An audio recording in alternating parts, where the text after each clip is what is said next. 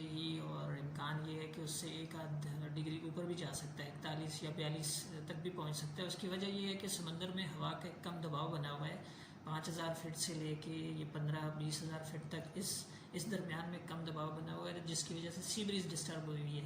आज कराची में ज़्यादा गर्म दिन है, 40 तक टेम्परेचर पहुंच चुका है और 41-42 तक जा सकता है। अगले 2 दिन भी इसी तरह से गर्म मौसम ही रहेगा, यानी बिल्कुल सनी वेदर और गर्मी रहेगी। लेकिन अगले 2 दिन टेम्परेचर उम्मीद है कि थोड़ा सा कम हो जाएगा, यानी 39-40 की रेंज में रहेगा। 4 तारीख से फिर इम्कान है कि कुछ बादल आएंगे, सी ब्रीज अच्छी उस स्पीड से चलेगी और सुबह में बूंदाबांदी का इम्कान हो सकता है 4 और 5 तारीख को। मानसून की प्रॉपर बारिश का फ़िलहाल कराची में कोई अगले एक आध हफ्ते तक कोई इम्कान नहीं दिख रहा। अलबत्ता ईस्टर्न सिंध में थरपारकर डिस्ट्रिक्ट और उमरकोट डिस्ट्रिक्ट वगैरह में और इधर दादू साइड पे कुछ बारिश हो सकती है आज रात को और आगे एक आध दिन बाद भी। जी।